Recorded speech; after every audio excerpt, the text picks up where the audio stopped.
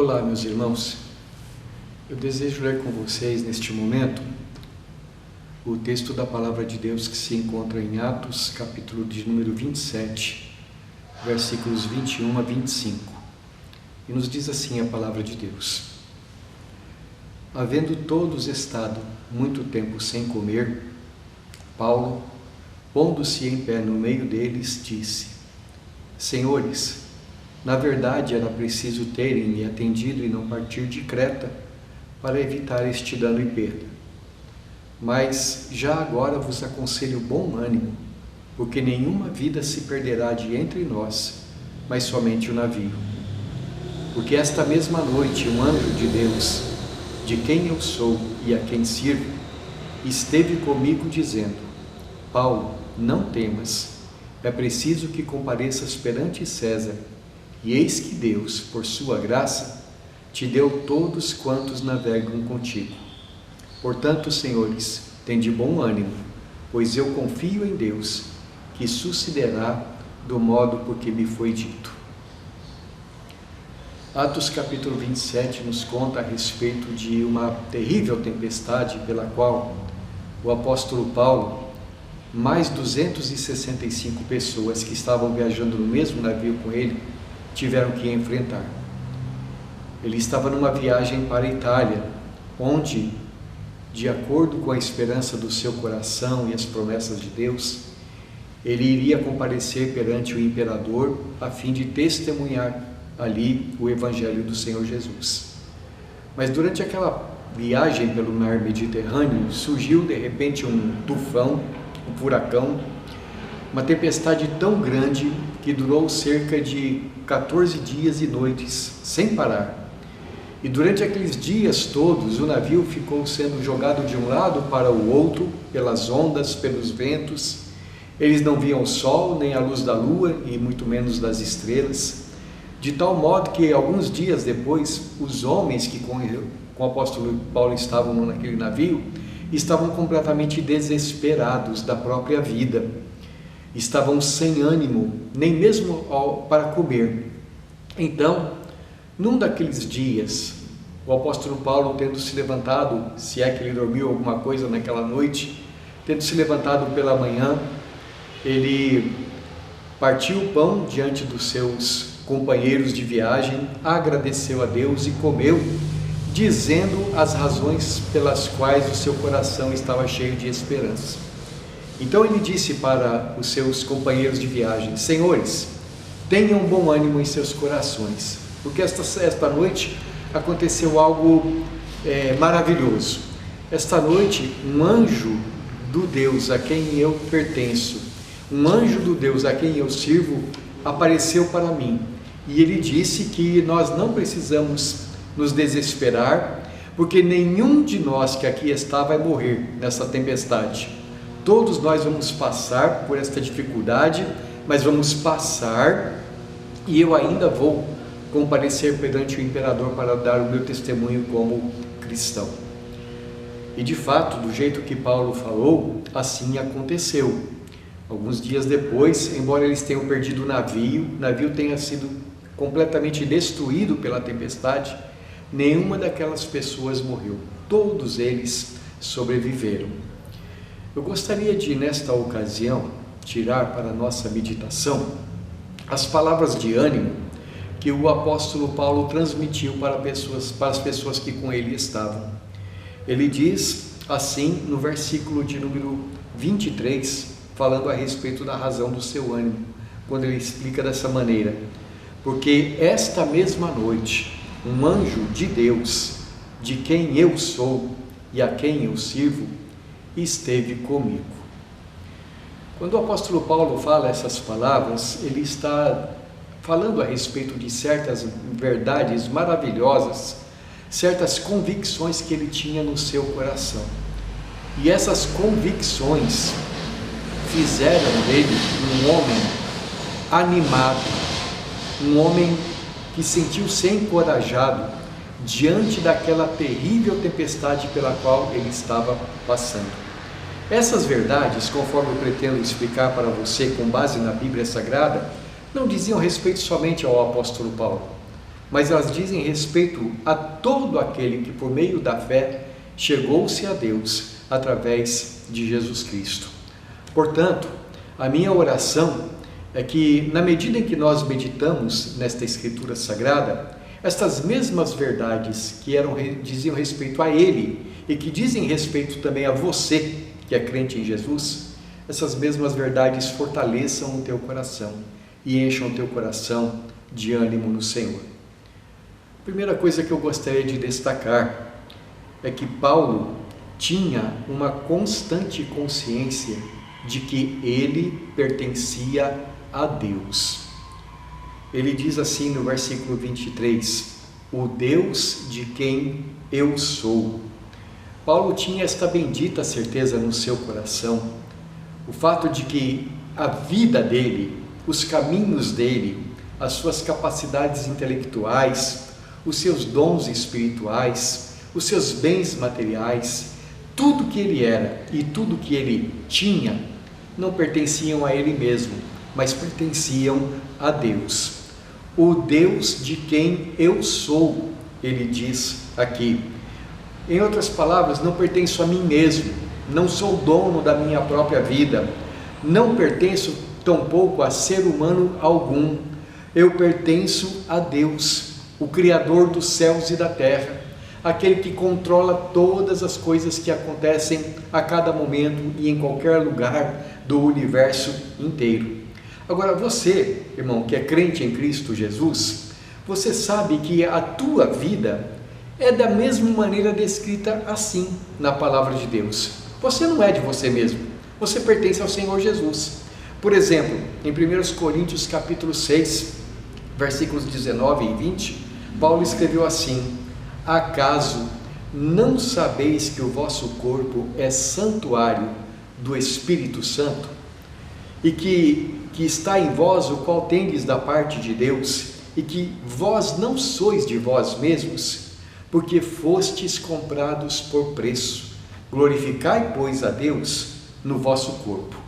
Aqui o apóstolo Paulo está nos ensinando as razões pelas quais nós devemos considerar o nosso corpo como algo santo, como algo que nós não podemos empregar de modo algum em alguma forma de pecado. Mais especificamente aqui ele está falando a respeito do pecado da imoralidade sexual. Ele está explicando por que o crente em Jesus não pode ser uma pessoa que se dá à prostituição ou ao adultério ou a atos de alguma forma de depravação sexual, como a homossexualidade. Por que o cristão é uma pessoa que não pertence a si mesmo, mas que pertence ao Senhor e que por isso ela deve manter o seu corpo em santidade sexual? Então ele diz assim: olha, vocês foram comprados por preço, e vocês agora que foram comprados por preço, vocês são o templo do Espírito Santo que habita dentro de vocês. Por isso, ao invés de vocês usarem o corpo de vocês para o pecado, vocês precisam usar o corpo de vocês para a glória de Deus. Mas eu quero destacar isto: Paulo, o apóstolo, diz que o nosso corpo não é nosso, assim como nada na nossa vida. Pertencemos a Deus porque fomos comprados por preço. E que preço foi esse? Você sabe que lá em Atos capítulo 4, versículo 20, versículo 28, o mesmo apóstolo Paulo também nos ensina que nós fomos comprados pelo preço do sangue de Jesus. Se nós fomos comprados por esse preço tão grande, então significa que Deus nos valoriza, significa que nós pertencemos a Ele, significa que a nossa vida neste mundo é totalmente do Senhor, nós não somos de nós mesmos. Paulo disse: eu tenho consciência do Deus a quem eu pertenço, o Deus de quem eu sou. Da mesma forma, durante as tempestades da nossa vida, durante as dificuldades pelas quais passamos, podemos ter esta bendita certeza no coração: eu pertenço a Deus, a minha vida está nas mãos de Deus. A segunda verdade que eu gostaria de destacar está também nesta mesma oração do apóstolo Paulo, no versículo de número 23, quando ele diz assim: o Deus de quem eu sou e a quem eu sirvo. Paulo tinha consciência de que ele era um servo de Deus. E a palavra aqui usada para servir é uma palavra que quer dizer servir em adoração, servir com devoção, servir por amor. Existem basicamente duas maneiras de uma pessoa ser serva de outra, conforme a gente observa na Bíblia e na experiência da história humana. Às vezes uma pessoa é serva de outra porque se tornou escrava, no sentido de que esta outra pessoa da qual ela é escrava se tornou o seu senhor, no sentido de que foi conquistada, ou que foi derrotada numa guerra, ou no sentido de que foi de alguma forma escravizada. Mas não é assim que a Bíblia fala a respeito daqueles que servem a Deus. Ninguém serve a Deus porque foi de tal forma dominado por um tirano e agora não tem outra alternativa. Não. Quando nós olhamos para a palavra de Deus, nós percebemos que ser um servo de Deus significa ter sido de tal modo tocado pelo amor de Deus, que chega-se à conclusão de que agora eu existo para fazer a vontade de Deus. É neste sentido que o apóstolo Paulo diz que ele era um servo de Deus. O seu coração desejava a cada dia fazer o que Deus quer. O seu coração desejava a cada dia andar em obediência à vontade do Senhor, em obediência à sua palavra, e desejava em tudo que ele fazia honrar o nome do seu Senhor. Desta forma, a palavra de Deus diz que cada um daqueles que pertencem a Deus por meio da fé em Jesus, também, motivado pelo amor revelado na cruz, se faz um servo de Deus. Eu quero ler Romanos capítulo 14, versículos 7 a 9, quando Paulo escreve assim: porque nenhum de nós vive para si mesmo, nem morre para si. Porque se vivemos, para o Senhor vivemos. Se morremos, para o Senhor morremos. Quer, pois, vivamos ou morramos, somos do Senhor. Foi precisamente para esse fim que Cristo morreu e ressurgiu, para ser Senhor, tanto de mortos como de vivos. Você entende isto de experiência própria, não é? Você entende que Jesus morreu por você na cruz. E você entende que uma vez que Ele morreu por você, agora, quer você morra, quer você viva, por amor, você deseja fazer a vontade dEle, deseja servi-lo com devoção. Assim que o apóstolo Paulo, quando ele estava orando, ele fazia por amor a Deus, por devoção a Deus. Quando ele estava pregando o Evangelho, ele estava fazendo por devoção a Deus. Quando ele estava descansando, ou quando ele estava trabalhando. Quando ele estava comendo, ou quando ele estava bebendo. Quando ele estava na igreja, ou quando ele estava com amigos. Todas as coisas que ele fazia eram por devoção a Deus, eram por amor ao Senhor, eram numa atitude de adoração. Então para ele tudo era culto, na vida dele tudo era para a glória de Deus. E da mesma forma, ele quer que nós tenhamos essa mesma consciência, somos servos do Senhor. Queridos, nós estamos passando por tempos difíceis, e todos nós sabemos que algo de tal magnitude que nunca experimentamos antes. Nunca passamos por uma tempestade como essa, tão prolongada, tão terrível e horrenda pela qual estamos passando. Mas nós podemos ter esta bendita certeza no nosso coração. Primeira, nós pertencemos a Deus. Segundo, nós somos servos de Deus. Agora, eu quero destacar a terceira verdade que Paulo experimentou no seu coração, da qual ele tinha consciência e pela qual ele se sentia motivado a ter ânimo. A palavra de Deus, a palavra que o Senhor deu a ele. Ora, esta mesma fonte de motivação nós temos também. Veja, o apóstolo Paulo diz ainda no versículo 23 e agora também no versículo 24: um anjo de Deus, de quem eu sou e a quem sirvo, esteve comigo dizendo: Paulo, não temas. A palavra anjo aqui usada, ela quer dizer literalmente, é uma referência a um ser espiritual. Literalmente essa palavra significa mensageiro de Deus. E aqui naturalmente é uma referência a um ser espiritual, celestial, que apareceu ao apóstolo Paulo e que tinha uma mensagem de Deus para ele. Aliás, é algo que nós vemos se repetir muitas vezes nas Escrituras Sagradas. Mas eu não quero dizer com isto que você precisa ter também um mensageiro celestial, no sentido literal, para aparecer para você nas horas difíceis, para que você saiba que Deus é com você. Eu não digo que isso precisa acontecer, porque as mesmas palavras que o anjo disse para o apóstolo Paulo, a Bíblia inteira está dizendo para nós também.